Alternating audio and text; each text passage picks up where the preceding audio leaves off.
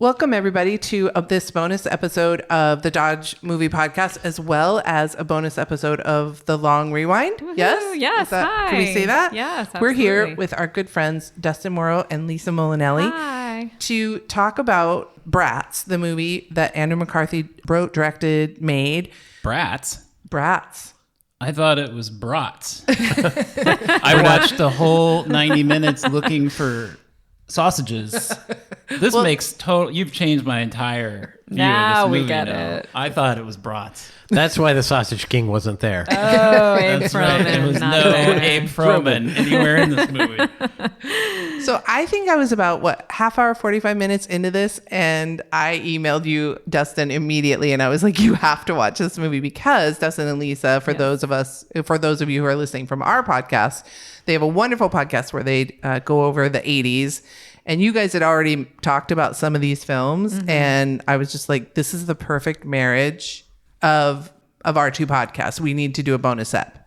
I want to talk about this movie, and you guys know so much about the 80s. I knew that we would have a great conversation. Oh, yeah. Well, it's always fun to talk with you guys. And this is especially fun because it's the 80s. So hooray. Yes, this is in my wheelhouse. Yes, it especially is. Dustin's wheelhouse. You know pretty much everything about Yes. these people in these movies. Yeah, So- although I have wildly conflicting feelings about this documentary and its subject. Oh, yeah. As I'm That's sure fair. we'll get into it. Yeah. Yes. So should we maybe go over our first impressions of it? Maybe is that a good way to kick it off? Or our impressions of the Brat Pack in general?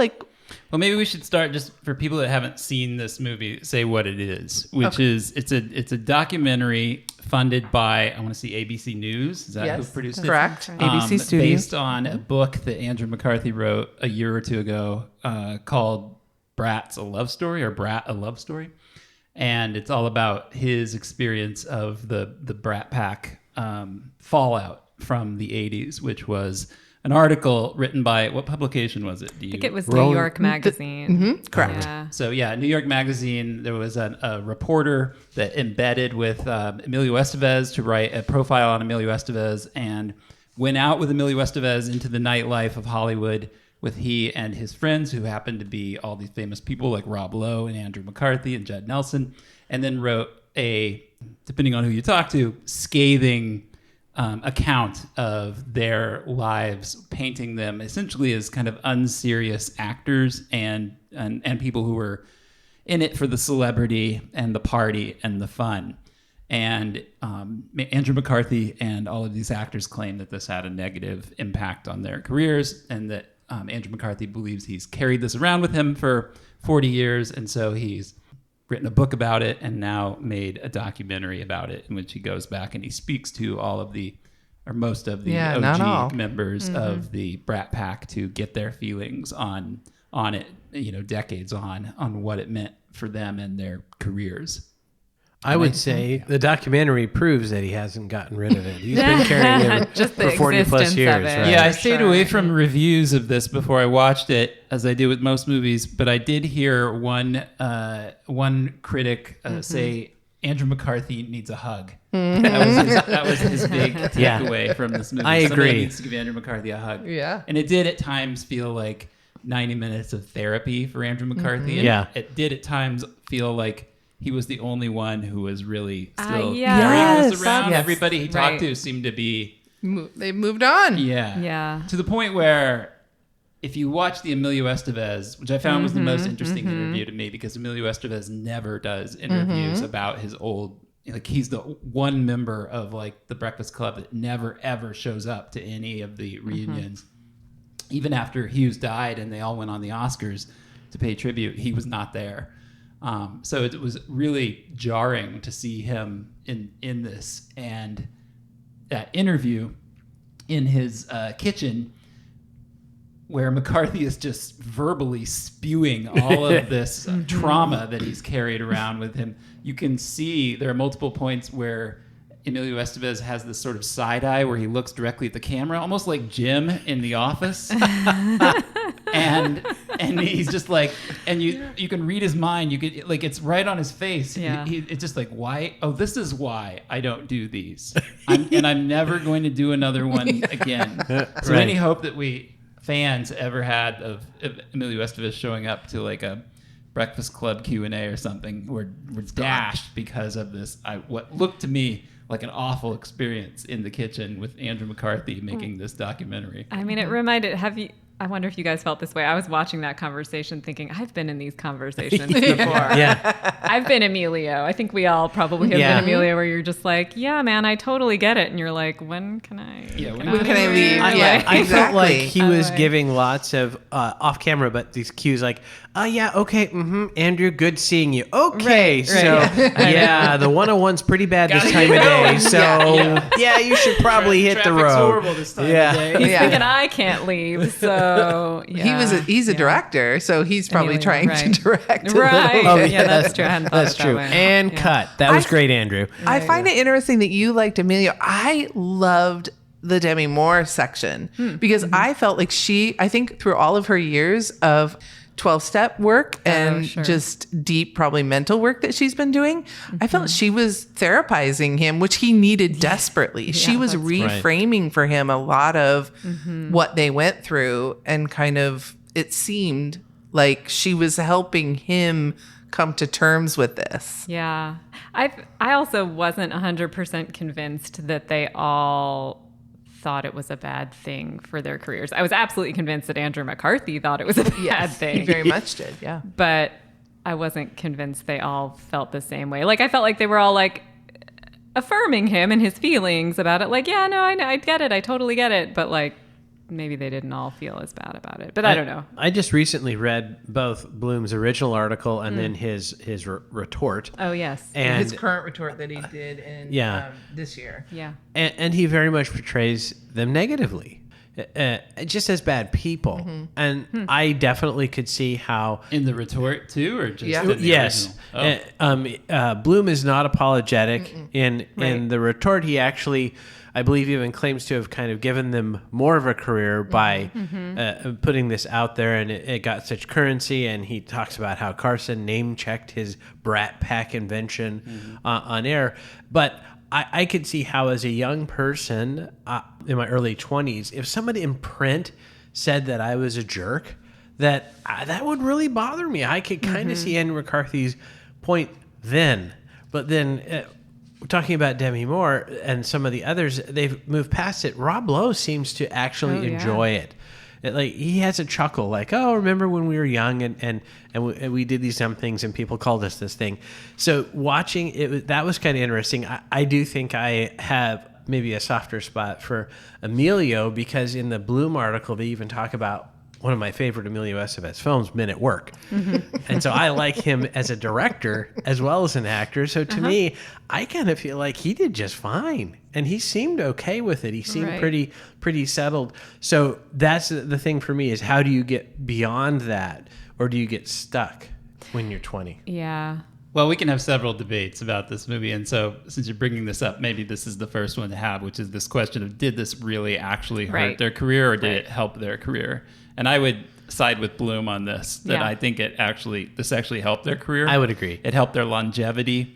It's the fact that, I said this to Lisa, like, we were watching this and we were like half an hour in, and I said, after listening to Andrew McCarthy whine for 30 minutes, I said, the existence of this movie negates its thesis. Yeah. The fact that this movie, that we want, that there's an audience for this movie, shows that this was not a negative thing for their career, and that in a way it has bestowed upon all these actors this sort of legendary status and centrality to that culture, to the point where there are several actors in the movie, and I've heard these actors say this outside the movie before too, that they wish they were in the Brat Pack. Right. Like John Cryer carries a little bitterness about not being in the Brat Pack. Leah Thompson wishes she was in the Brat Pack. She said she was Brat Pack adjacent. Yeah. Right. Yeah, that came up a lot. Yeah. So it can't be in the long run. In the moment, I can understand if you think you're a serious actor and especially as a young person, and this like comes Mike out, said. I can see how it might bother you. The fact that they all went on to have really good long careers shows that this didn't really hurt any of them in the long run. I think the only person whose work I had a hard time coming to mind is Judd Nelson. And I just assumed that was because he choose to work as much as the others, but he didn't appear in the documentary. So perhaps he was a little bit more bitter about the moniker. That's a good point. I actually created a spreadsheet because I wanted to check my own knowledge, because I agree with you. I felt like they've all had really long careers. So I was like, okay, let me do this. And so I went through all of their IMDb and made a list, and they worked consistently. And you're right, Mike. Judd kind of stopped at Suddenly Susan in 99. Right. But he's done other movies and episodics since then. So and that I was agree. 99. I mean, that was long after years the Brat after, Pack, right? So he was still working. Sheedy is the one I thought like she kind of disappeared. Judd Nelson seems like he's always been around. He shows up on guest spots on TV, and I remembered him from Suddenly Susan. He makes a lot of straight to video type of movies, straight to cable. Seems like he's worked consistently. She's the one that seemed like she'll pop up once every 5 years. It seems like in something, but she's actually worked pretty consistently since 1990. I mean, I didn't go past. I just did the 80s, and she worked a lot in the 80s. She's having a baby, Short Circuit 2, Betsy's Wedding. But then she worked. She had a consistent IMDb track since the 1990s. Wasn't she kind of an indie darling for a while there in the 90s? I think so, too, like in the movies? Just a little bit, like she was in a few lately acclaimed. too. She's been in some indie films. Yeah. It's interesting that you said that Leah Thompson thought she was adjacent. I would say she was in some kind of Wonderful. I would consider her in the Brat Pack. Part of the pack, maybe a little bit more on the fringe. John Cryer, again, I just rewatched Pretty in Pink, and I think it's interesting that he considers himself Brat Pack adjacent, but Blume thought that Tom Cruise was part of the Brat Pack. And not to deviate into that discussion, but I would argue that Tom Cruise was definitely not in any way, shape, or form in the Brat Pack. Maybe Timothy Hutton, I don't know, I would sign off on, but certainly not Tom Cruise. Well, it's interesting too, because I think of the Brat Pack movies being Breakfast Club and St. Elmo's Fire is primarily who I would say. But it was interesting to hear other people, and like there was somebody in the trivia said that Taps was the first Brat Pack film. And I would disagree, and I was thinking about this as well. By the way, I really liked Taps when I watched it. But I think its theme, it is an ensemble film, but its theme does not match with what I consider the traditional kind of Brat Pack oeuvre. Was it a high school, military school, or was it older? No, they were teenagers. It's supposed to be, I think, a little bit like The Citadel. Okay, so Brat Pack films kind of tended to be high school films, even though I guess St. Elmo's Fire, they were college graduates. Yeah, even 16 to 25 demo. Right. So they were a little bit older. So I think for me, one of the things, because I was thinking about this, is Taps does not have, I think, many, if any, female characters, and it doesn't have that part of the coupling up that is key, I think, into defining these films. Right. So for me, I think, kind of getting back to what qualifies as a Brat Packer, and I consider it like a sign of love, not of hate. Maybe Blume didn't intend it that way, but for me, that was an accomplishment. These were the big name stars of their era, just like I think in the late 80s and early 90s, if you said Arnold and Sylvester and Bruce, people would know them as action stars. It was kind of a badge of honor. Right. I mean, isn't that's sort of key in Hollywood to me? That's what I kept thinking. Isn't it sort of key in Hollywood to have a brand, to have someone like know you as something? That's how you have a career, for better or worse, right? A lot of people don't want to be pigeonholed, but also that's kind of how you keep getting hired to some degree. I mean, I kept thinking, to me, because I didn't even know there was an article, I think, until I heard about this movie, right? I didn't even know the Brat Pack came from somebody's article. So for me, I grew up thinking of them almost as like a repertory company, like cool repertory company of cool young people, right? And to me, it was a cool thing. I mean, to me, what Lauren Schuler Donner said in the movie made the most sense, that it was like, it was a fabulous, lucky thing. I think it was something I wrote down that she said, and everybody wanted to be a part of it. It was like this aspirational thing. And that's how I always thought of it growing up. Maybe I didn't think, oh, they're so lucky. Well, they're the face. They're the faces of Generation X. Which is like an amazing thing that they have. Yeah. That they should be so.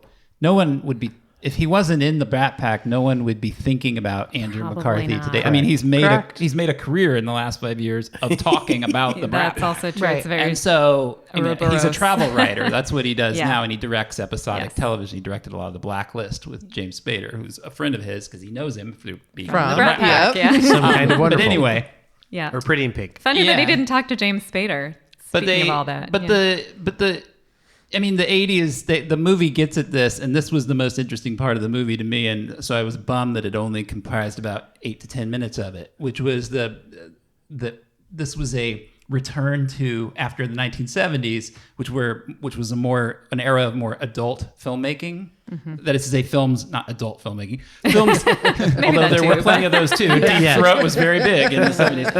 Cinemax. But movies about and for adults, and in the 80s, it was a return through the emergence of shopping malls and disposable income and a roaring economy that it became a youth-centered film scene, and a lot of the biggest movies of the 80s are about young people and about teenagers, and these are the young people that happen to be the face of that, and they should be really thrilled that they hold that position in our pop culture, because Right. nobody, I mean, I like Mannequin, but nobody's gonna be like, Mannequin is the greatest comedy Hollywood's ever produced, and that's why it's hung around. We still know about Andrew McCarthy because he was part of this group. Right. Well, and look at Demi Moore, that before St. Elmo's Fire, she was in the pilot for a ninja TV show. Yeah. Right? That alone should show the staying power of this Brat Pack, because that transported her from a bit part in a really not very good TV show into headlining major motion pictures. I mean, that's how it works. I ultimately think why Andrew is so, I'll just say it, butthurt about this article is not the moniker of Brat Pack, but in reading it, it says, I'm going to read the article. It says, and of Andrew McCarthy, one of the New York-based actors in St. Elmo's Fire, a co-star, says he plays all his roles with too much of the same intensity. I don't think he'll make it. Ooh. I know. And so to So, hear your yeah. peers, one of your co-stars say that about you, I think that's what hurt the most. And Yeah. it wasn't comfortable to be mad at that co-star. And so I think he pointed interesting. all of his anger and hurt at David Blume and got fixated on it. Yeah. Easier Over to the do years. that, for He was sure. also like 22. Yeah, and, right. true and, enough. he was still maturing. And Yeah. I mean, I carry bad stuff from my 20s Yeah. with me to this day that I'm Sure, still dealing course. with. And, it's hard. It can hang around for the rest of your life. But do you write books and make movies about it? I don't. I don't like to ruminate on it in that way. That's but, what Emilio said. He was like, it's in the past. Yeah. Like, I'm Right. not going to focus on that. And Demi said that as well. She said, let's not, just let let's it go. move forward, stay in Yeah. the present. Like, I think, and even Rob was kind of like echoing what you were saying about, no, it was a pretty cool thing. Like, we should Yeah. be proud of ourselves. And when he even said, I think we could have filled Shea Stadium, because Andrew Right, says that. yes. I'm like, Yeah. yeah, I would have bought a ticket in my local, Yeah. to go see those guys, because I had crushes on all of them. Right. In fact, I bet if you looked in some of my notebooks from high school, it says Christi Estevez, because I Okay. just was trying to, Yeah. make that a thing. This is an interesting point, because if that phenomena happened now, they would have a podcast.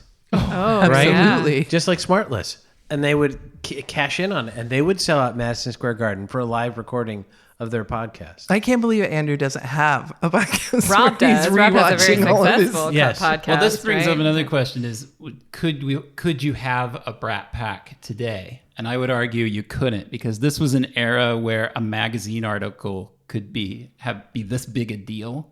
If this was 2024, first of all, a magazine article is not going to make any kind of splash, period. But even if it did, it would have a 24-hour news cycle tops before people forgot about it. It just, you couldn't have. I mean, I think it would be in a different way. It would have. Rob Lowe seemed to be making the point that there are young people who fill this role cyclically. I don't know who they are now because I'm not that hooked into it, and maybe it's in a different way. But maybe you're right. Maybe, I mean, you're right that maybe they wouldn't have a moniker like this. It wouldn't be the same level of like icon status. Just like old Hollywood, we can never have old Hollywood again. Maybe you can never have a Brat Pack.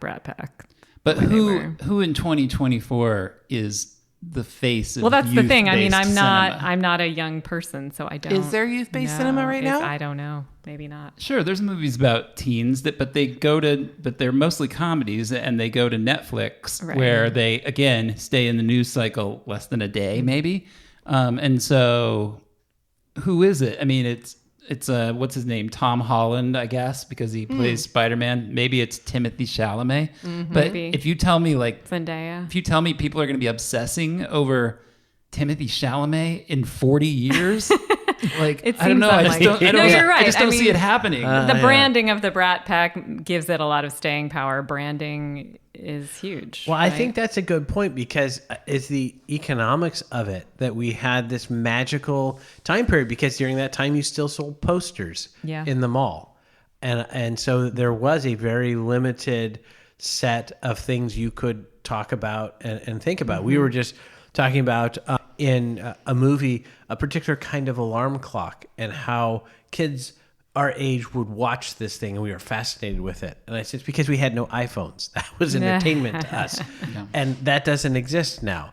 And we were also talking about, you know, the toplessness that was very common. That was titillating in a way that isn't now, because people can see who knows what on their phone. Right. So maybe there would be a Brat Pack, because it doesn't have that pressure cooker that is necessary to put all of them in there and really distill it down into a thing.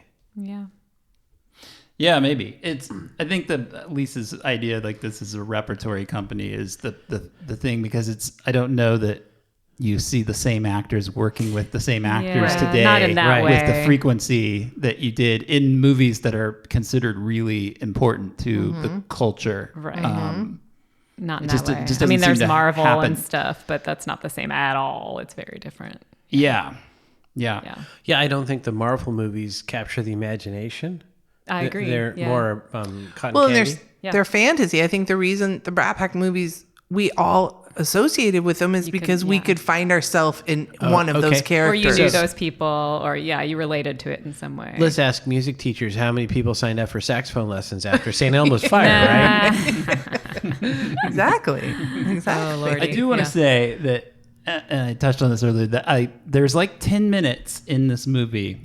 It's sort of like the half hour mark, where he talks to the author of a book about the Brat Pack. He talks to a pop culture expert, whatever that is, and they sort of expound on the meaning of these movies and how important they were to Gen X, to young people at the time, and how much we loved them, and how much we love these actors because of it.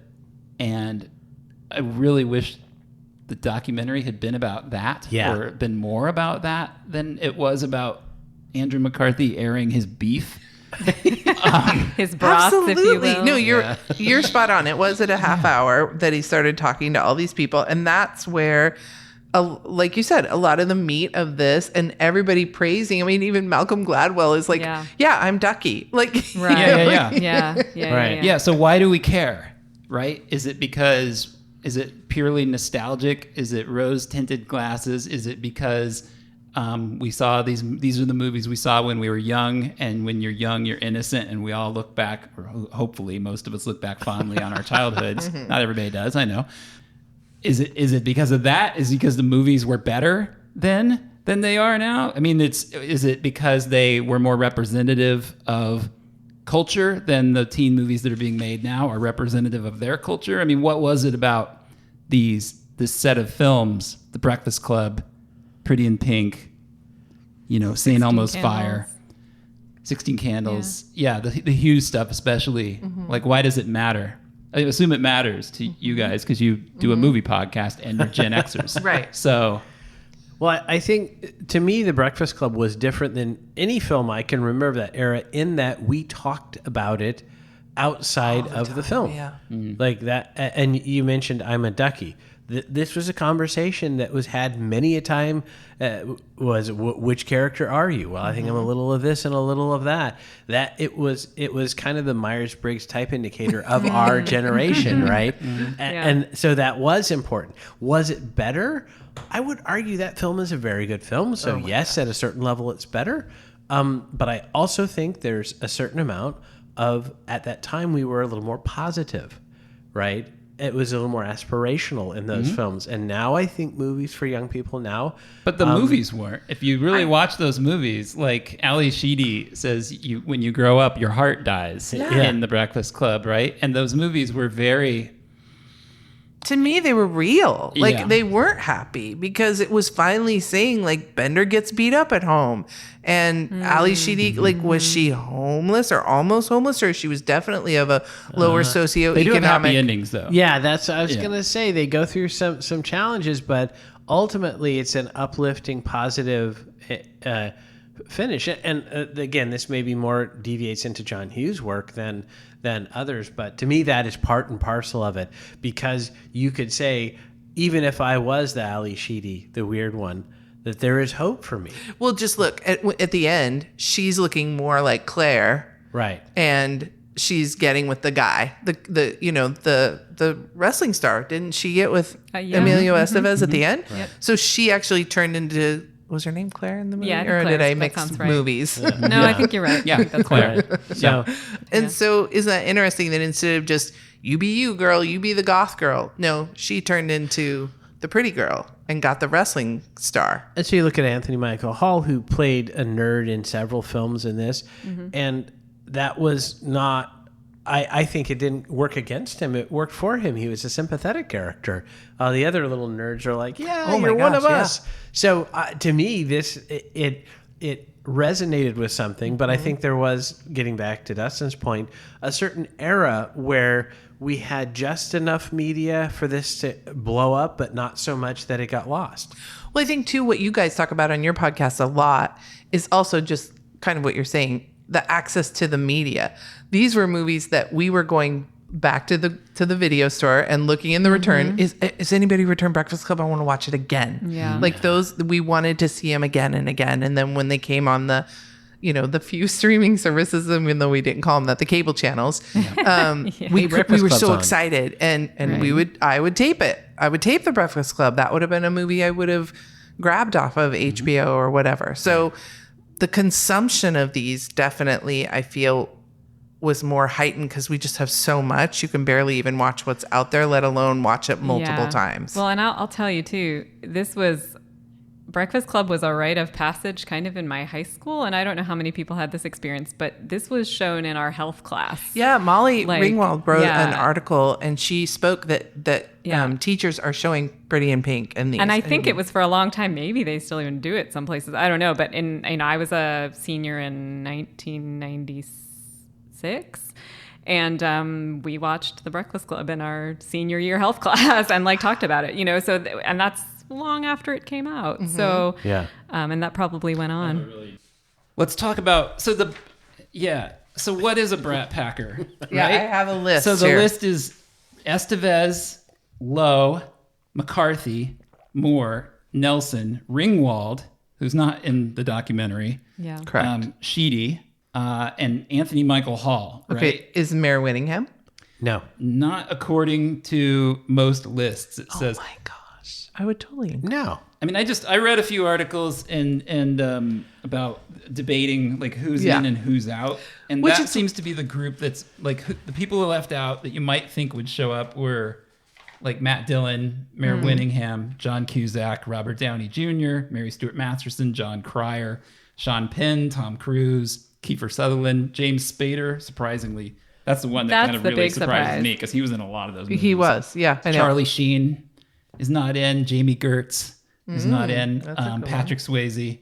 slightly too old, probably. Yeah, I think Spader is probably also a little old. I think that's why I just think you're watched right. Some Kind of Wonderful, and he looks 30. Yeah, and so then there's another list I saw of.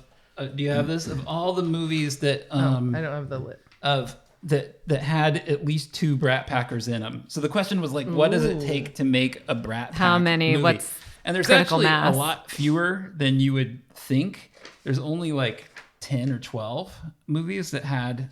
And I would say that a lot of these movies are really not Brat Pack movies, even though they have multiple Brat Packers in them. Yeah, I'm thinking 5 or 6 maybe, right? Yeah, and there's a lot of movies that you would think would be Brat Pack movies that Like, why isn't The Outsiders considered a Brat Pack movie? Yeah. Because that had so many. They were got a in high critical school. mass of people. did, yeah. Like But that. I don't- yeah. Although Mike made an interesting point about not female Brat Packers being, it doesn't have that mix. It doesn't have- male Well, the and list female, I really. saw That's interesting. considers Outsiders. Okay. Because it has Lowe and Estevez. It has a lot. and then it yeah. has a lot of Brat Pack adjacents or BPAs. The actors we just missed. So I'm going to have to fall back on the Supreme Court here. I know it when I see it. Right? And I don't think The Outsiders feeling. is that. Yeah. Yeah. Yeah, I wouldn't include it either. But Because like Ralph Macchio and Michael J. Fox would not be considered.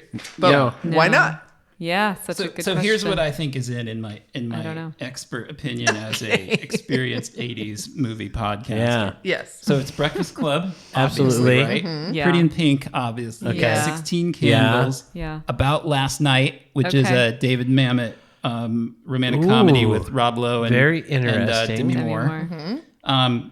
I would include Oxford Blues. Oh, really? Which is Rob Lowe and Ali Sheedy. I forgot she was in St. that. Elmo's Fire, which is Yeah. ground zero for Brat Pack movies because they're all in it, and it's Yeah. about young angst. Yeah, Right. totally. Right. Class, which is Rob Lowe and Andrew McCarthy. Fresh Horses, which is McCarthy and Molly Ringwald. And I would say it kind of stops there, but the other movies you see are like Betsy's Wedding, Blue City, Wisdom, The Outsiders, as we mentioned. Did you mention 16 Candles? You must have. I did. He did, Yeah. yeah. Yeah, But I think, feel like the movie has to be like the fact that they're young people has to be at the heart of the movie, Right. and it has to somehow be about like young angst. I It can't just Growing up. be. I'm going to go. What about- I think you need 3. Okay. At least 3 Brat Packers, one of each gender. Oh well, then there's hardly any then. Yeah, that's what I was saying. What I about think War that- Games? Because that had Ali Sheedy and Matthew Broderick, who isn't considered a Brat Packer. BPA though. He's He's a BPA. outside. He's a BPA. He's outside. Isn't it funny that Ferris Bueller isn't in the Brat Pack? Isn't that a little weird? Is It's a little that- weird? Okay, Jennifer Grey, Right? and Broderick, and it's because they had that Wait a French minute. girl. By Mike's criteria here, though, we're down to one movie. What? No, fast. St. Elmo's Fire and Breakfast Club, you're 16 you're Candles. So we've got 2. Well, who's And who's Pretty in in 16 Pink. Candles? There's only 2. No, there's Spader. Spader's not in there. no. He's a You're thinking BPA. Pretty in Oh, Pink. okay. Yeah. 16 Candles. It's Ringwald Okay, then- and Anthony Michael Hall. Then my 3 or Anthony more Michael Hall, falls down. I would also say is not really in the Brat Pack. No, is he And he BPA? declined to I actually don't participate. think he's BPA. I think he's some sort of ancillary. He has kind to of- be in it, though. He was in Breakfast Club.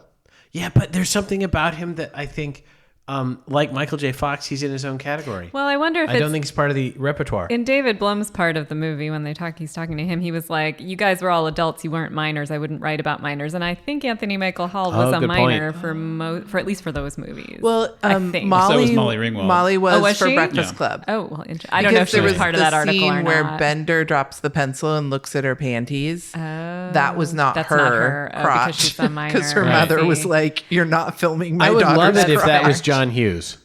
What's that? His If crotch. Hughes said, "Yeah, like I'll do it." You can tell by the hair on the legs. Yeah. if you look real close. Well, that's interesting because I think of her as like the iconic Brat Pack gal, but Really, I think me. I would Yeah, maybe go to absolutely. me instead of Molly, but Molly's up there, right? Yeah. I think I was so used to. I actually came to the Brat Pack movies later because I was too young to see them when they came out. So I saw them more when I was a teenager, and I knew Demi Moore at that point as like Ghost and sure. Yeah, in that her makes major sense. fame, right? So Yeah. I wasn't really thinking of her as a Brat Packer then. Right. I mean, I get it now, but to me. Well, and as even in Molly. St. Elmo's Fire, I feel like she's older than the others. Either that or she didn't go to college. She was kind of like the career woman. Oh, Demi Moore's right. character in St. Elmo's Fire. All the rest of them went to the Ivy Leagues, and she kind of went into the fashion industry or something. That's right. And she had this air of being apartment. older, at least in my memory and of it. what we as a brought up teenager. before, James Spader, he was definitely Yes. he came across as older than the others. So that's very interesting. Was Anthony Michael Hall? Did he come across too young? And so He definitely wasn't seemed really in young that to me at that appealing time. Well, the thing that category. I read Cryer's book, and the thing he said was that the reason he felt like he was not in the Brat Pack is because he wasn't socially in the Brat Pack. He Yeah. didn't drink, he didn't do drugs, and he was never invited to go out. He said he never socially went out with any of these actors, including McCarthy and Ringwald, and who he made a movie with, obviously. Right. And he always resented that. He's like, if they had asked me, I would have gone. But he's like, I was just left out. Did they look at him as Ducky? Was he like? I don't Oh, know. that's a I great mean, who question. knows? I think it's I think he did say, like, you know, he was was- seen as kind of square, like he Yeah. didn't Yeah. do drugs and he didn't Yeah. really drink, and so he just wasn't, part of gonna be that. Part of it. He was mean- boring to them. Yeah, I mean the '80s were coke fueled. I'm sure all of these people, like Demi Moore's problems, have been well publicized. Oh, yeah. But I'm sure all of these people, you know, Rob Lowe freely admits he was a massive coke addict. Right. That's their point. They were all like, well, she had a sober Swimming companion in Yeah, she on did. St. I Elmo's know. Fire, Yeah, which yeah. was her, like you just said, her first Yeah, like, it's her big first film. major role, She and was she was already already- so coked yeah. out. She had to have a sober companion to keep her That was like straight and wild. narrow. Yeah. And they didn't Wild. just recast. That was like, Right. oh, okay. Well, I guess we're going to have to do that this Right. time. They Yeah. really committed to her. Yeah. Yeah, I think it's been better for Cryer's career that he wasn't. Maybe I mean he seems. Well, you have He's to done say quite well. 11 years on 2.5 Men. If he's not financially set, his manager is a horrible manager, right? Right. But yeah, he has continued to work, and he comes across very sympathetically, right? yeah. And it's interesting that you mentioned that Molly Ringwald, because as we were talking or before the podcast, she always, even from 16 Candles era, came across to me as not sympathetic. She seemed very stuck up. You and bought into her character from Breakfast Club. Perhaps so. She never got past it. Her and Bradley Cooper. She never got past it, or you? Yeah. Mike's got his own Bratz movie coming. No, he's right, because even in Pretty in Pink, where she's supposedly the kid living in Working class. poverty, Right. the Right. wrong side of the track, she was still cooler than all the other girls, and so Yeah. and Ducky, and she was unattainable for Ducky, who as a Ducky, Yeah. I obviously Well, and sympathized here's- with, I was- yeah. and so she wasn't playing snobby in that movie, but No. there was She's There's some different kind of from all the elite- other girls. yeah. There's something that makes her rise above. Yeah.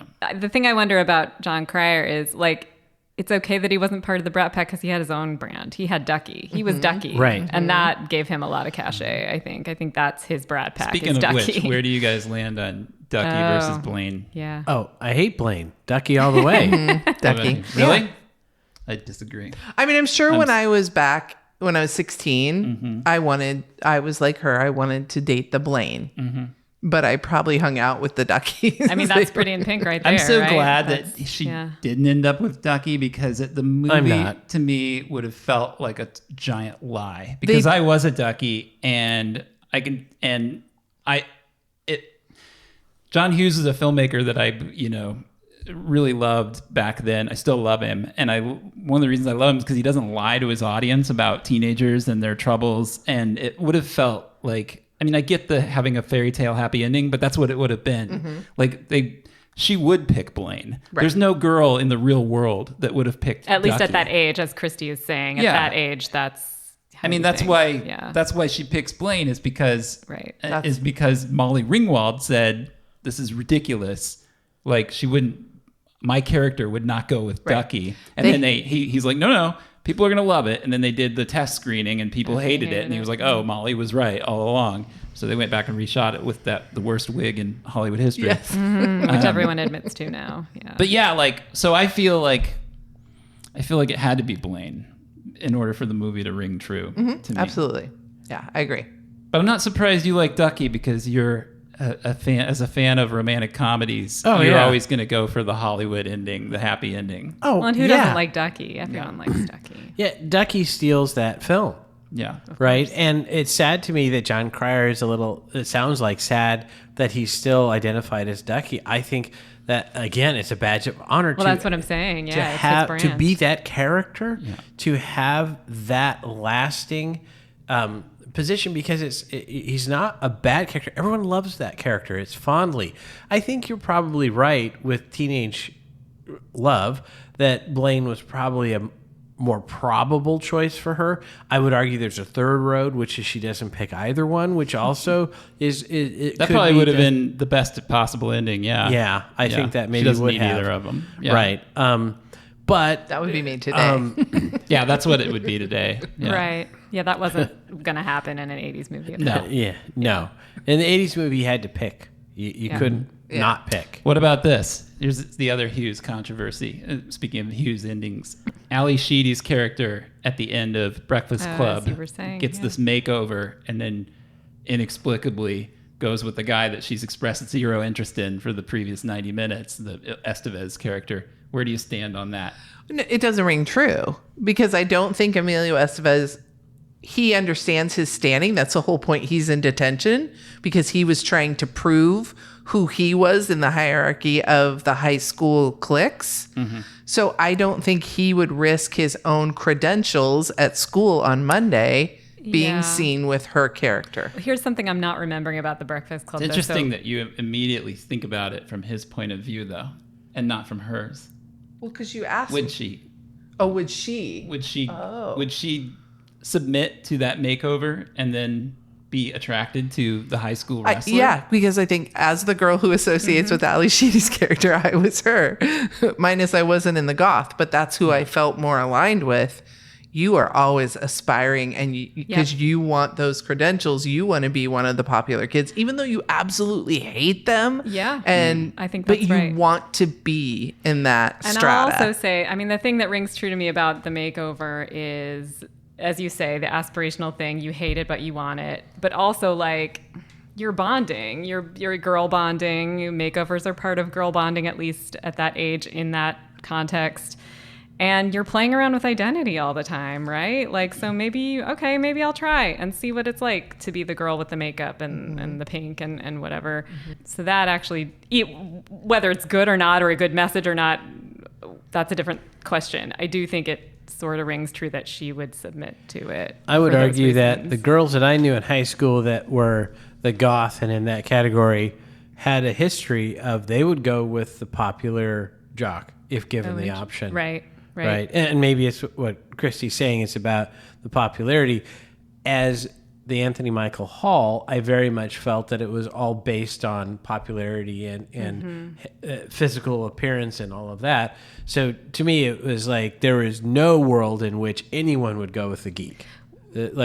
Ducky was destined to be alone. Which one of them was that was just the math. Yeah. My memory is failing me. Which one of them was there just because it sounded cool? I think that was Anthony Michael Hall, right? No, Didn't he show brought up? the gun to school. Yeah, that's right. Then it was Ali Sheedy, wasn't it? I think it was Ali That's who it was. She said that she was there because she had nothing better to do. Right. Which I think she was lying. I think that was performative. I think she did that something. could be, but yeah. My question, I don't remember. It's been a really long time since I've seen The Breakfast Club, so I'm not remembering this. But which part of it would you like me to recite? we'll get there. Because I could do it. I'm sure that you could. I believe it. I guess what I'm not remembering about The Breakfast Club is if they address this idea of what happens Monday, right? Because all we're seeing is them leaving and being like, now we all know each other and it's all cool. Do they? In But they're voiceover, not. right? But we never because- see No, not even. I'm sure one that of them they do. One of them asks Claire On the balcony, says right? on Monday, are you going to pretend like you know me? Or I think it's Nelson. Jed Nelson asks, are you going to pretend you know Brian if you pass him in the hall? Right. And No. she goes, honestly, and he's like, yeah, and she's like, no. Well, And exactly. then So that's here's when he my explodes at here's her. my Yeah. point is like, are these people? I mean, they've made this bond. It's all great, but like all we're seeing is them leaving detention. We're not seeing Monday morning. We're not even seeing them going home. So like we're a little bit. You see them get in the cars or whatever. But I think, like maybe she probably doesn't keep up with that makeover. She probably doesn't date the jock, but that's where we're at when we see them leave, right? Mm-hmm. So I don't know that It's a hopeful ending, though. it is. It's a great ending. It's a whole. I'm not saying it's bad. You can believe what you want to believe. But yeah. what I'm saying is we can't say if it's I mean, it may not be unrealistic in the sense that, you know, maybe they will be together Monday, maybe they won't, but this is where they're at now. I wonder if as teenagers, like you and I, because we saw this when we were at that same age, I think we wanted to wish this could happen. Of course. But we all knew aspirational. those people are not going to talk to us I mean, on they even Monday. address that in Brats too. Don't they talk about, like, you know, you're seeing these people become friends, and that's such a wonderful aspirational thing. You want friends like this. You want, you know, it's like McCarthy says at the beginning, he's like, I haven't spoken to any of these people in 30 years. Right. People assume that we all still like ride around on a bus together, and we none of us hang out with each other. That was None of really us like, sad. Yeah. like they'll see each other at Comic-Cons and stuff Right. like that, but they're not. Well, I'm just talking about you're seeing these people up on the screen be friends, and you want that, right? Like, Yeah. and maybe you think they are that in person too, Yeah. but Yeah. yeah. All right, here's a question. Okay. Can I ask a question? Favorite Brat Packer? Oh, easy. Emilio Estevez. Emilio, why? Just because he's cute? Yeah, he's cute. I had a crush on him when I was a kid. Yeah. Yeah. That just doesn't like go it. away. I Your like first it. crush, like He Hollywood. had arguably maybe the best career of Yeah. any of these people post Brat Pack, because he became a pretty good director who made some really good stuff. And I remember And he thinking, did Young Guns, and he had some hits post. and I found it very admirable at 16. I got on my high horse because he did not take the Nepo baby role and keep the Sheen name. He went to his father's original last name and blazing a trail by him on his own, not like his brother who rode the coattails of Daddy. I was always So so I had confused the by their last very names. moral high ground. Yeah. Do you need the list? Favorite Well- Brat Packer? So I would say of your list, probably Anthony Michael Hall, but I'm not sure he qualifies as a Brat Packer. I do think he's in his own orbit. Of the remaining, it's hard to argue with Emilio and kind of the things you've talked about. I Interesting. really think he has a lot of talent. At that time, he was my favorite Estevez. When everyone else was into Sheen, I was into Estevez. Everybody's got a favorite estimate. Yeah. I was always so confused by their last name mix up. Like, Yeah. I just could never. Lisa, who's your favorite Brat Packer? I'm so terrible at your favorite. I don't know. Who's my favorite? I like Molly Ringwald, even though I think a lot of people don't like her. I don't know. That's like fair. You her. get She to was like the her. face of the John Hughes movies. She was. Yeah, how she could was. you- I think it's that. I like the clothes. Remember For Keeps? Oh yeah. I loved that movie. I also I remember her most. At least I think I saw her in Pretty in Pink first, and I just loved Pretty in Pink so much. I didn't see The Breakfast Club first, so maybe that would have changed my mind. But because I saw Pretty in Pink first, it was like, wow, she's so cool. So I don't know. I guess I think she's cool. All right, Dustin, who's yours? Who's my favorite Brat Packer?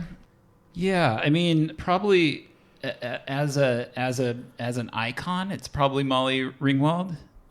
I find Rob Lowe to be a tremendously amusing person Yes. today. I agree. Oh, he's Like, so I think good. his podcast is very funny. I think he's very charismatic. What's the show we love that I can't remember right now? Parks and Rec. What's it? No. Well, No, the Grinder. The Grinder. Did you watch One The Grinder? season canceled by Fox prematurely. to- Go find that. You will enjoy We it. have to find the DVD for Dustin of that. It is so Yeah. good. And I guess maybe that's the thing. I don't even like. I like him now, but not as a Brat Packer. Is that weird? Like, Oh, Right, I had a yeah, huge I crush would on say, him at well, St. sure, Elmo's he's Fire. very- Oh, I think I'm a bigger fan of Rob Bad Lowe Boy? since Parks and Rec than right. before. Like and I liked him in Wayne's World. I thought and he was really such a funny jerk in Wayne's St. World. Elmo's Fire. He is a jerk in St. He was Elmo's such Fire. a bad boy. Yeah. But I actually really so like Anthony hot. Michael Hall now too. Yeah, I like oh, yeah. I like how he's kind of reinvented really kind of himself. grown I'm up, glad that yeah. he's like showing up in more Yeah. stuff. I've liked him as an adult too. I think he came close to having like the greatest career ever, and he just didn't make the right choices. Like Kubrick wanted him for Full Metal Jacket and spent Oh, a wow. year negotiating with his agent and postponed the shoot for a year, which Kubrick never does for anybody. Was that the Modine character? Yeah. And ultimately, like, they couldn't come to a financial. And I think had Anthony Michael Hall done that, that might have made. Yeah. Holy mackerel. I mean, he did fine. He did The Dead Zone. He's worked consistently. He has. Yeah, he's done Yeah. okay, He's but doing I think that would have been great very to well, see him but in yeah, that. it would have been different. I mean, it's funny when you look at this list. Like, none of them. They all did well. You still know who all these people are, and they all still work. Yeah. But none of them did. None of them is Will Smith, Tom Cruise, Tom Hanks. Right. Demi- None of them Demi- got to like the next level of superstardom. To Can me, you say to maybe me? during She kind I of had a would say moment. the she's- G.I. Jane era, she was maybe. Yeah, she was probably the she was biggest of pretty all big, of them. yeah. Post. But you're right. I mean, Post she's not Brat Pack. Tom But yes, Cruise. otherwise. However, to be fair, though, most actors, if they get one film like The Breakfast Club, are perfectly happy. That's a great career. They expect that they're Of going to have a course. lot. They're going to work a lot, and not everything is going to be huge. So that's Right. interesting. Does that affect our distinction of the other BPAs, like a Tom Cruise, like a Robert Downey Jr.? Now, he didn't hit it until more recently. Yeah. But as I'm looking at the list Yeah. of the Yeah. John BPAs, Cusack, Nicolas Cage, like a lot of these, Sean Penn, these are all actors that did way better. Right. Kevin Bacon. So is that why- did way better than any of these people? So maybe Right. there's some truth to Yeah. Okay. this idea that like being in the Brat Pack was Held you somehow back a little limiting. bit. I I don't think it's much limiting. It's just the statistics that very few actors Of course. get big, right? Yeah. I think they all had surprisingly good careers for actors. did we get tired of them? Were they in too many Oh, films that's a good during question. that 80, Mm-hmm. 83 Maybe to 86? Molly Ringwald. Yeah. I mean, she made bad choices too. They all made some bad choices. That's part of it. But too. when I you're mean, young, Ali Sheedy did Short Circuit. Molly Ringwald. okay, like, now come on.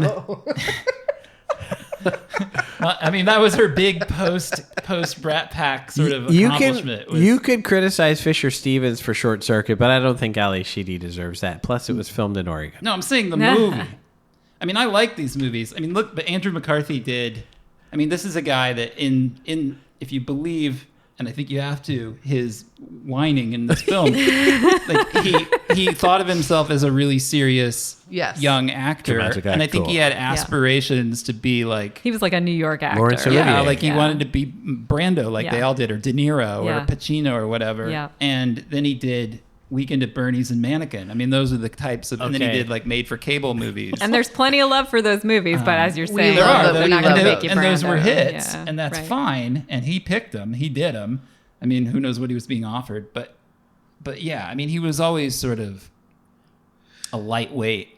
It's interesting Actor. because I think you're right. I think he saw himself as a very serious, and somewhere in here I know I wrote down or that he said I was very it was like determined or motivated or like that kind Intense, but yet yeah. he talks about going to the park and getting a joint and skating Oh, and at and NYU getting when he stoned was- instead of right, going yeah. to class. So Oh, good point. how motivated and like This is not pursuant Tom of this Cruise career are motivation. you Yeah, if every day instead of going to class you are in Washington Park? That's different from how Tom Cruise probably comported himself, who was like scary, Yes. laser focused. Yeah, yeah, right? frighteningly like focused. like you don't want to be near this guy, kind of laser focused. So while we're Andrew bashing, I don't want to bash him. Like I just think I actually like him. I like him as an actor. I liked a lot of the movies he made in that era. But I think that he doesn't quite understand who he was as an actor. Like part of his appeal is that he was kind of this doesn't sound negative, but I don't mean it that way. It's like a faceless, like kind of a vapid, like all surface kind of blank. I mean, that's what He was made Blaine. Blaine. Yeah. Blaine Saying was, Cypher right? almost, But like yeah. if you look at Less Than Zero, like he's kind of perfectly cast in that movie because he's this sort of like blank personality that. You know what he's like? You guys know The Great Gatsby, the book? Yes. You know that Nick is the friend of Gatsby, right? He's that guy. He's like on the outside watching everything happen, but he's also part of the You know, it's a group. really good Yeah. movie that uses him really well. Is The Year of the Gun. It's a John I haven't seen it. Frankenheimer thriller set in Italy in the 70s when the Right. Red Brigades were going on. And he plays a writer he's a journalist, and he goes to Italy at that time, and he's working on a fictional book about the kidnapping and execution of the Italian president. And the Red Brigade finds out about this, and it turns out they are actually planning this actual kidnapping, and they think that he has insider information about it, and so they come after him. It's actually a really good thriller, but he's perfect in it because he seems so out of his depth. Naive, like he looks, yeah, completely like yeah. he should not be in that movie Right. at all. Like, and if it was an actor that seemed more aware or somebody who had it all Savvy. together. Yeah, Like it would it wouldn't work at all. So those are the kinds of movies.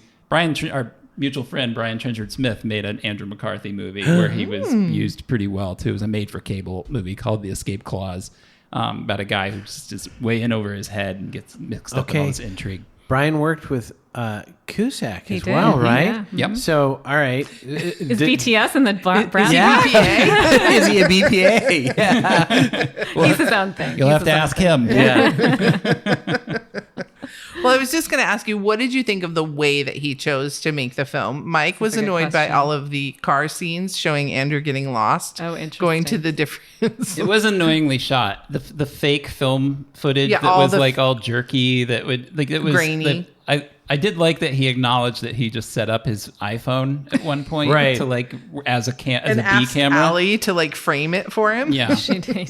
Yeah, that was a bit of a hoot when he was talking Ali Sheedy through being his camera op. There's also some of the phone calls. I felt like we could have had some editing on him. Hi. Yeah.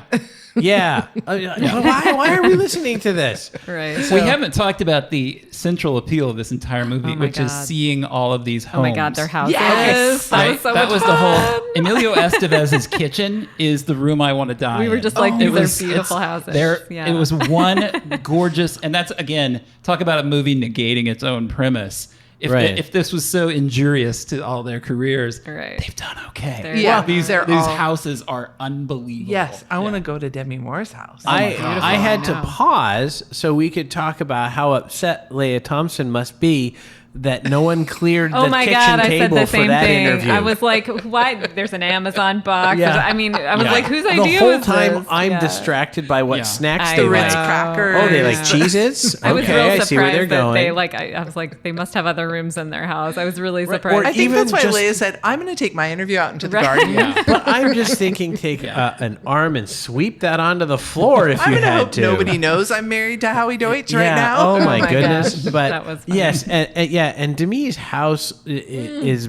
I couldn't tell if that would be a wonderful place to live or a horrible place to Right. live. It did look like a museum a little bit, or like a resort. Yeah, or maybe Yeah. they're like the set of some Netflix science fiction thriller or something. Oh. Like just they're taking genetic material while you're sleeping. It would look weird, but I agree with you that the entire existence of this film kind of disproves its premise. Yeah. And Bloom talks about it in his retort that if you have this red carpet, star-studded premiere of this movie, how bad has this really been, right? And a very cynical person, which of course I am not, would say that maybe Andrew McCarthy is using this to resurrect his career. If you were cynical, you would say. But I don't think he ever felt comfortable in himself. When No. they show the images of the party after, was it the Oh, party after yeah. Pretty in Pink? Oh yeah. Yeah. I don't know. And Yeah. he looked so uncomfortable and he even admitted, I left the party right away and Drank, went over to yeah. Hamburger Hamlet and got, wasted. Yeah. I don't think he ever felt comfortable. So I think there was a lot of projection Yeah. here on his part. And like you said, you're right. He was 20 and I can't even imagine being a young person. I know. And everybody knows you and you're already dealing with all of the angst that all of us went through Yes. as young people. Yes. And then now you're on this huge stage and people are giving their opinions It's about crazy, you, and yeah. I can't even imagine what It that would be horrible. I does would to hate your it. head. I mean, yeah, absolutely. It's I mean, tough. whatever else I would say about the movie, I don't think it was insincere. I think he Yeah, really no. feels Oh, yeah. these things. Yeah, You I can think tell by so. the way he's venting at most of the interviews are not really interviews. They're him Right. venting He's- at all yeah, these Brat he's Pack talking members, at them. which is interesting. That a more interesting movie, a more daring movie, would have leaned into that idea, like a more reflective movie. But it did have one of the funniest credits I've seen in a while at the end, which it said this film was inspired by the book Brat by Andrew McCarthy, and I just thought, I'm going to do that. My next movie is going to be at the end. It's going to be inspired by one of my own ideas. I saw that too. This idea was inspired by one of my other ideas. Available at major retailers. right. Yeah. Yeah, no, I definitely, I think, circling back to, I think at the beginning of the podcast, you said somebody said he needed a hug. I very much felt like, Yeah. oh, Andrew needs to get into therapy because he still hasn't reconciled with all of this. And it was obvious in this film. I did add up how much time he was on screen just by himself kind of talking or walking through the park or, you know, and like the grainy affected. And out of the 92 minutes, he was on screen all by himself talking for about 14 minutes. Okay. And then in the car, Significant. he was on screen in the car strictly talking or getting lost for almost 8 minutes, 7 minutes, 45 seconds. And I did that because Mike mentioned, like, we could do without the car scene. Yeah. So kind of getting back to what you were saying, would it have been a more interesting documentary if instead he would go to these people and say, why do you think this bothered me so much more than you? Right? I mean, that's fundamentally the question here. Rough. Right? Yeah. Just own it. Like, man, I have not gotten past this. And you have. What's your secret? Yeah. I gave him credit for going to speak to David Blume, though. Yes, that had to have been you're right. hard. Considering how it makes him feel. And I will say that David Blume didn't come off well in that scene. And I don't know. I was skeptical of how bad this article could have been until I saw that scene. And I was like, oh, he is kind of a well, a bit of but a jerk. I know. And I agree. I guess I just think, and I'm sure he's done well for himself as a journalist, but he certainly didn't do as well as these people did. Right. Like, I think there was some jealousy there when you sit there and you see all these women coming around Rob Lowe and Emilio Estevez, and they're getting drinks handed to them. Yeah. And I'm sure there's a certain level of, well, why are you there and I'm not? Right. I mean, it's hard to make a living as a writer, and clearly he's done that. So that's doing well for yourself in and of itself, but it's not the same as being in the Brat Pack. In a post Paris Hilton, post Lindsay Lohan world, like no one would care. Can you imagine an article came out today about Timothy Chalamet and he's just partying too much? Like we'd be like, everybody would be like, yeah. No, that's not what I'm saying is like, I get why he would feel why he comes off the way he does because, he didn't do as well as they did because he couldn't possibly. He's a magazine writer, Well, and he kind of didn't even come up with Brat Pack. He was eating dinner and somebody walked up and said, hey, did he say that in the movie? Or he told some, I feel like I remember. And he says, they that. called us the Fat Pack. And I was like, oh, Brat Pack. That would be. I did think it was really ironic, too, that Rob Lowe made the connection that, or maybe it was Leah Thompson, that here that name is from the Rat Pack, which was the epitome of, who you wanted to be, which we all agree that so was the Brat Pack, but it was like the coolest people in Hollywood. Well, and they owned it, right? Like they were like, yeah, we're the Rat Pack and we're going to go around and make a show of it. Yeah. And we're, exactly. they had no weren't problem with upset it. about that title at all. And is it because the Rat Pack were older and they were, a little more mature and a little more secure in their position? And so it landed well, and maybe differently. they didn't, I mean, I'm sure some of them took themselves seriously probably, but maybe they were more entertainers or saw themselves more as entertainers than as serious New York dramatic actors. Right. Maybe that it's a self-perception thing. I was going to say, I think Sinatra probably took his career pretty for serious. sure. Oh yeah. When I started to say that, I was like, well, there's But then Sinatra, Sammy Davis Jr. seems to have had a pretty good, approach to life, pretty lighthearted. So maybe there's some of that too. And Frank Sinatra he's done some really good acting, right? But I would suspect he would probably see himself more as an entertainer than as a serious dramatic actor, would be my guess. As much as I know about Frank Sinatra's brain, which is zero. So. Yeah. So I didn't read the review, but as I was looking on IMDb on this Bratz, the film, there was one review and it said it turns out that the actual Brat is David Blume. Not a lot of love for David Blume. Yeah. So that was... Well, thank you guys for joining us and doing this collaborative podcast with us. Yeah. And we're both going to release it on our own platforms. So hopefully we get some audiences that don't know each other. Now, there's 2 wonderful movie podcasts out there. Yeah, absolutely. Thanks so much. There's so much Can fun I to just talk to you say guys before always. we go one thing, just so that because I've been ripping on poor Andrew McCarthy for the last hour and a lot of these people, but I just want to say I love these movies. Oh, absolutely. This is why I wanted that 10 minutes. I was like, this is the movie I want to see, a celebration of these movies, because these movies they mean a lot to me. I like these movies more than I like most people. I've said that on our podcast before too. People are probably thinking I'm some kind of sociopath, but it's true. They just, I mean, they're formative. Like, they help make me who I am. They're one of the reasons that I love film, that I dedicated my life to film, and they mean a lot to me, and these people mean a lot to me. The people in this movie, and it was, even though I didn't love the documentary, it was fun just to spend time with them. Yes. Yeah. And it was fun to see people that I haven't seen forever, like Ali Sheedy or Emilio Estevez, frankly, who works mostly behind the camera now, and he doesn't do interviews, as we know. So it was just cool to see him seeming like he has it all together and like things are going well. He's got this beautiful house. And it was like, man, I love this guy. Like, I wanted to see like more the of bad them. ones. I love Wisdom, Men at Work. Like, even the movies that are pretty objectively not that great. I'm just so happy like that these people were around when I was young, and that we still have these movies to go back to. 100%. I can't agree with you more. We generally don't like to hate watch anything. And I've watched this Bratz, the documentary, 3 times. I loved it. And I think it's largely because getting to revisit all of those characters and those films, and to be reminded, oh yeah, that was such an important point, or that was such an important moment, or, oh, that was so inspirational, or I saw myself in that person. So absolutely nothing but love for all of these actors and all these movies. I mean, Morgan Stewart Coming Home is one of my favorites. Well, and even I won't go that far. Well, and Mike said this before we started, it's good to remember these are human beings, and like, we can empathize with that. Yeah. And how hard it might be to carry some of this stuff around, even if you did do well. It still might be hard to carry it around. So. Yeah, absolutely. Yeah. All right, everybody, have a good rest of your day, and thank you for joining us.